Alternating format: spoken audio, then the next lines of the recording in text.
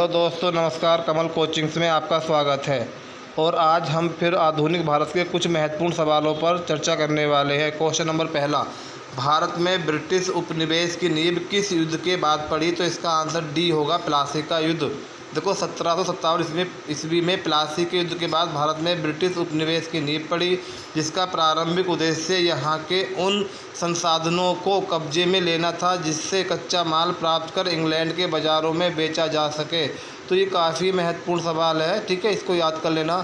Question number दूसरा, किस governor general में बंगाल में द्वार शासन समाप्त कर इजारेदारी प्रथा की शुरुआत की? तो इसका आंसर होगा वारेन हेस्टिंग्स। देखो गवर्नर जनरल वारेन हेस्टिंग्स ने 1772 ईस्वी में बंगाल में द्वैध शासन व्यवस्था को समाप्त कर इजारेदारी व्यवस्था की शुरुआत की।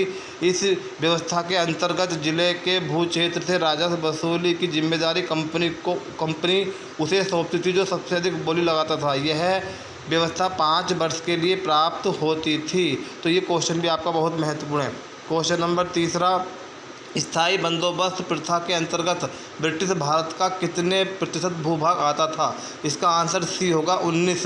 देखो स्थायी बंदोबस्त से जमींदारी प्रथा के अंतर्गत ब्रिटिश भारत का 19% भूभाग आता था। इस व्यवस्था के अंतर्गत कंपनी को आय का एक निश्चित हिस्सा तय हो गया, जिसका फसल नष्ट होने का भी कोई असर नहीं पड़ता था। तो ये भी इम्पोर्टेंट क्वेश्चन है। देखो स्थायी बंदोबस्त के बारे में आपको मैंने पहले ही पढ़ा चुका है, ठीक है। तो क्वेश्चन नंबर चौथे की बात कर लेते हैं। स्थायी बंदोबस्त की व्यवस्था भारत के किन राज्यों में लागू की गई थी? तो इसका आंसर आपका डी होगा कि पूर्वी भारत में, है ना। तो स्थायी बंदोबस्त व्यवस्था भारत के बंगाल, बिहार, उड़ीसा, उत्तर प्रदेश के वाराणसी, उत्तरी कर्नाटक क्षेत्र में लागू की गई थी। ये भी इम्पोर्टेंट सवाल है आपका, ठीक है। अब बात करते हैं क्वेश्चन नंबर 5 की। देखो रैयतवाड़ी व्यवस्था का जन्मदाता निम्न में से किसे माना जाता है? तो इसका आंसर होगा थॉमस मुनरो। देखो सर्वप्रथम 1792 ईस्वी में थॉमस मुनरो व कैप्टन रीड ने रैयतवाड़ी व्यवस्था को तमिलनाडु के बारामहल जिले में लागू किया था। यह व्यवस्था बाद में मद्रास, बम्बई, पूर्वी बंगाल और असम के कुछ क्षेत्रों में लागू की गई थी। तो ये भी महत्वपूर्ण है। क्वेश्चन नंबर 6 की बात कर लेते हैं। रैयतवाड़ी व्यवस्था के अंतर्गत ब्रिटिश भारत का कितने प्रतिशत भाग आता था? इसका आंसर सी होगा, 51%। देखो रैयतवाड़ी व्यवस्था के अंतर्गत ब्रिटिश भारत का 51% भाग आता था।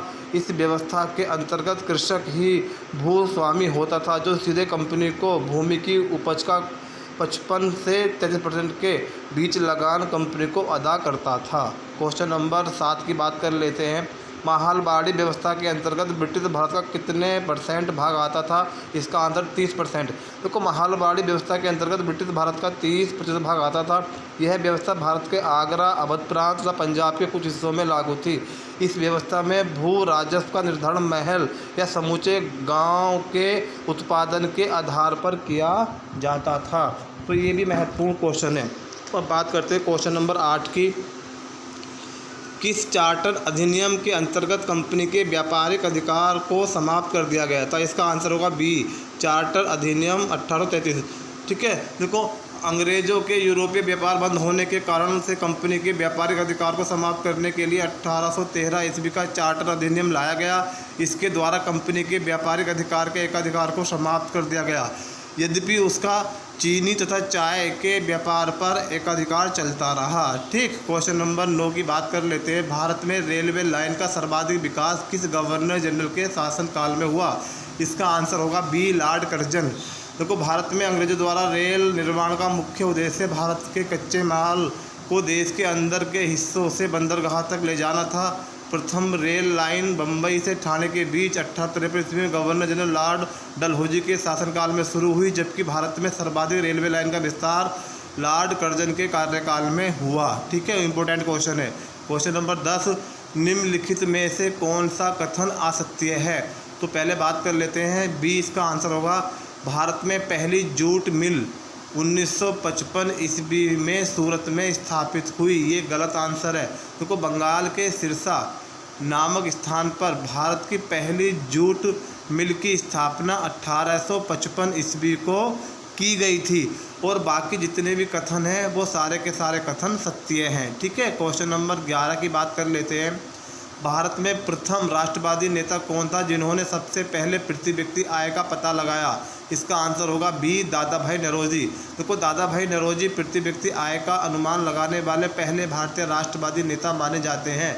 दादा भाई नौरोजी ने 2 मई 1867 ईस्वी को लंदन में आयोजित ईस्ट इंडिया एसोसिएशन की बैठक में अपने पेपर के शीर्षक इंग्लैंड डिबेट टू इंडिया में धन सिद्धांत का प्रस्तुत किया था।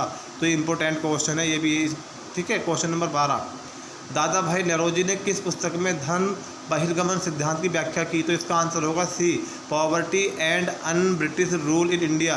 देखो, दादा भाई नौरोजी ने अपनी पुस्तक poverty and un British rule in India में धन बहिर्गमन सिद्धांत की विस्तृत व्याख्या की। उन्होंने धन निकासी को अनिष्टों का अनिष्ट की संज्ञा दी है। तो ये क्वेश्चन काफ़ी इंपॉर्टेंट है, इसको आप लोग अच्छी तरीके से याद कर लेना। क्वेश्चन नंबर 13, राष्ट्रीय आय का प्रथम वैज्ञानिक आकलन निम्नलिखित में से किसके द्वारा किया गया था? तो इसका आंसर होगा सी, डॉक्टर वी.के.आर.वी. राव द्वारा। ठीक है, ये इंपॉर्टेंट क्वेश्चन है और बाकी इसकी आप लोग व्याख्या भी पढ़ लेना। ठीक है, क्वेश्चन नंबर 14 की बात करते हैं, 14 की। देखो, निम्नलिखित में से इकोनॉमिस्ट हिस्ट्री ऑफ इंडिया नामक पुस्तक किसकी है? तो इसका आंसर होगा रमेश चंद्र दत्त की। देखो, रमेश चंद्र दत्त की पुस्तक इकोनॉमिक हिस्ट्री ऑफ इंडिया को भारत के आर्थिक इतिहास पर पहली पुस्तक माना जाता है। तो ये भी इम्पोर्टेंट है, आप लोग इसको भी याद कर लेना। क्वेश्चन नंबर 15 की बात कर लेते हैं। कांग्रेस के किस अधिवेशन में सर्वप्रथम धन निष्कासन के सिद्धांत को स्वीकार किया गया था?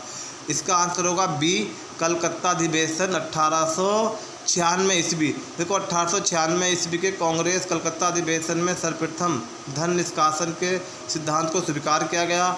इसी अधिवेशन में बंकिम चंद्र चटर्जी द्वारा राष्ट्रीय गीत वंदे मातरम गाया गया। तो ये भी आपका इम्पोर्टेंट है। अब बात करते हैं क्वेश्चन नंबर 16 की। किस अंग्रेज द्वारा कहा गया कि हमारी व्यवस्था बहुत कुछ स्पंज की तरह काम करती है, उसके जरिए गंगा तट से सारी अच्छी चीज़ों को सोख कर टेम्स नदी में निचोड़ दिया जाता है? तो ये कहा था आप जॉन सुलिवान ने। देखो, मद्रास के जॉन सुलिवान ने कहा कि हमारी व्यवस्था बहुत कुछ स्पंज की तरह काम करती है, उसके जरिए गंगा तट से अच्छी चीज़ें को सोख लिया जाता है और टेम्स नदी के किनारे निचोड़ दिया जाता है। तो ये भी इम्पोर्टेंट है। क्वेश्चन नंबर 17 की बात कर लेते हैं। सूची 1 को सूची 2 से सम्मिलित कीजिए। तो देखो, इसका आंसर आपका बी होगा। देखो, जोनाथन डंकन, बनारस का स्थायी बंदोबस्त, टॉमस मुनरो, रैयतवाड़ी बंदोबस्त, कॉर्नवालिस, बंगाल का स्थायी बंदोबस्त, हॉल्ट मैकेंजी, महालवाड़ी बंदोबस्त। तो ये काफ़ी इंपॉर्टेंट क्वेश्चन है, ऐसे सवाल बहुत पूछे जाते हैं। तो इसका आंसर आपका बी होगा और ये जो व्याख्या है इसको आप लोग पढ़ लेना। ठीक है, तो क्वेश्चन नंबर 18 की बात कर लेते हैं। गणदेवता नामक उपन्यास किस लेखक द्वारा रचित है? तो इसका आंसर होगा बी, ताराशंकर बंदोपाध्याय। देखो, ताराशंकर बंदोपाध्याय ने अपने उपन्यास गणदेवता में जजमानी प्रथा के पतन को दर्शाया है। इसमें दर्शाया है कि अंग्रेजों ने धन निष्कासन के माध्यम से इस प्रथा को कमज़ोर कर दिया, जिसके परिणाम स्वरूप भारत में बेरोजगारी, गरीबी तथा हस्तशिल्प का पतन हुआ। तो ये भी इम्पोर्टेंट क्वेश्चन है। क्वेश्चन नंबर 19 की बात कर लेते हैं। 19वीं शताब्दी में जनसंख्या में बढ़ोतरी के परिणाम स्वास्थ्य भूमि पर अत्यधिक जनसंख्या दबाव पड़ने लगा था, क्योंकि इसका आंसर आपका ए होगा।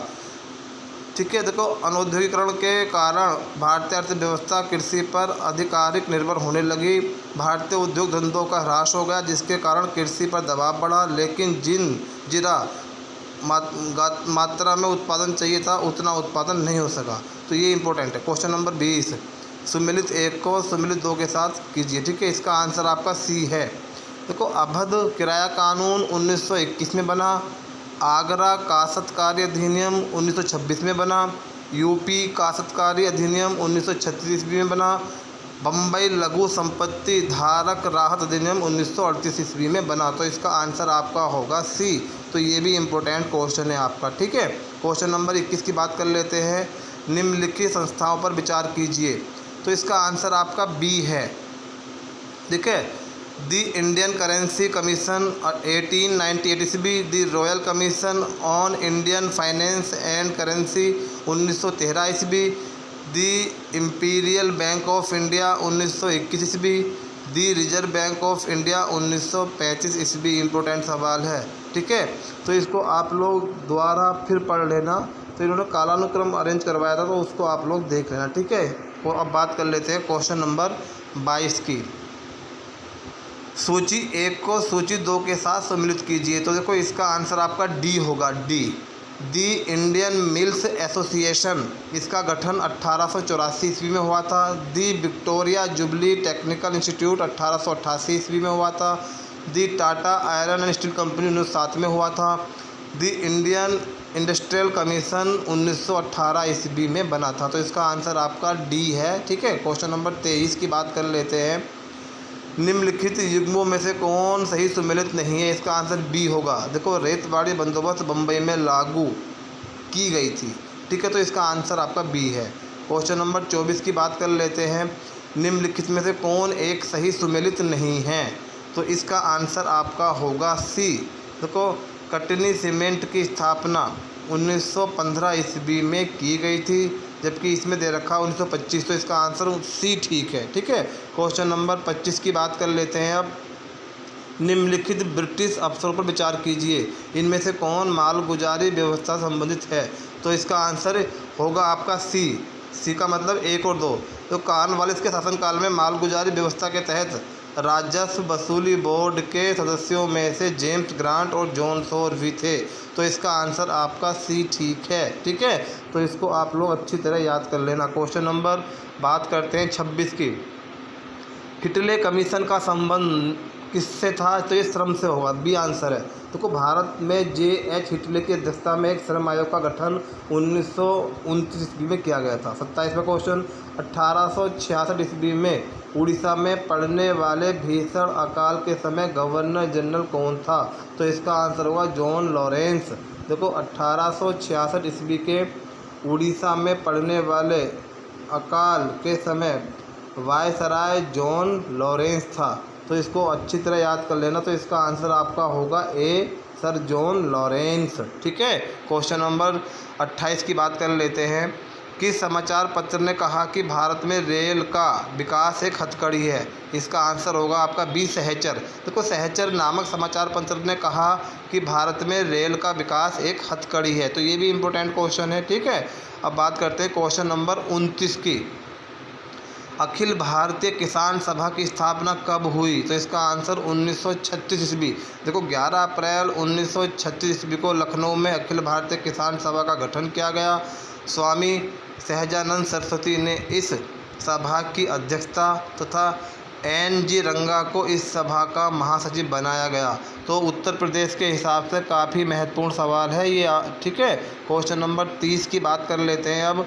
निम्नलिखित में से किसने कहा था कि ब्रिटिश भारत में रेलवे की कोई उपयोगिता नहीं है, यह दूसरों की पत्नी को अलंकृत करने जैसा है? तो इसका आंसर होगा बी, बाल गंगाधर तिलक। देखो बाल गंगाधर तिलक ने अंग्रेजों पर टिप्पणी करते हुए कहा कि ब्रिटिश भारत में रेलवे की कोई उपयोगिता नहीं है, यह दूसरे की पत्नी को अलंकृत करने जैसा है। तो ये भी आपका इम्पोर्टेंट क्वेश्चन है। क्वेश्चन नंबर 31 की बात करते हैं। 1793 ईस्वी की स्थायी भूमि व्यवस्था के द्वारा भू स्वामित्व किसको मिला था? जमींदार को, सी आंसर है। देखो 1793 ईस्वी में लॉर्ड कॉर्नवालिस ने बंगाल और बिहार में स्थायी भूमि व्यवस्था लागू की। इसके अंतर्गत 8/9 भाग कंपनी को तथा 1/9 भाग जमींदारों को अपने पास रखना होता था। Question number 32। 19वीं शताब्दी के अंत में कौन सा प्रमुख उद्योग भारतीय पूंजीपतियों के हाथ में था? तो इसका आंसर होगा बी, सूती वस्त्र। देखो 1853 ईस्वी में पहली कपड़ा मिल कावासजी नाना भाई ने बम्बई में खोली थी, बाद में बम्बई और सूरत। तो ये भी इम्पोर्टेंट क्वेश्चन है आपका, ठीक है। क्वेश्चन नंबर बात करते हैं 33 की। निम्नलिखित को सुमेलित कीजिए, इम्पोर्टेंट है। तो इसका आंसर ए होगा। प्रथम अकाल आयोग 1866 में कैंपबेल की अध्यक्षता में। द्वितीय अकाल आयोग 1880 ईस्वी में स्ट्रेची की अध्यक्षता में। तृतीय अकाल आयोग 1896 ईस्वी में लॉयल की अध्यक्षता में।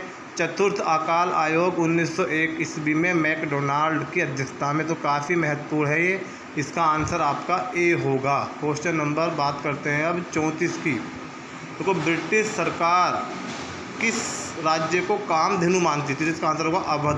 देखो, लॉर्ड डलहौजी ने अवध पर कुशासन का आरोप लगाकर ब्रिटिश साम्राज्य में सम्मिलित कर लिया था। अवध की आर्थिक संपन्नता के कारण अंग्रेज सरकार उसे कामधेनु गाय मानती थी कि जितना चाहो दूह लो। आप लोग सब जानते हो, देखो जेम्स आउटरम की रिपोर्ट पर अवध को कुशासन के आरोप पर ब्रिटिश साम्राज्य में शामिल किया गया था। ठीक है, आज के लिए इतना ही।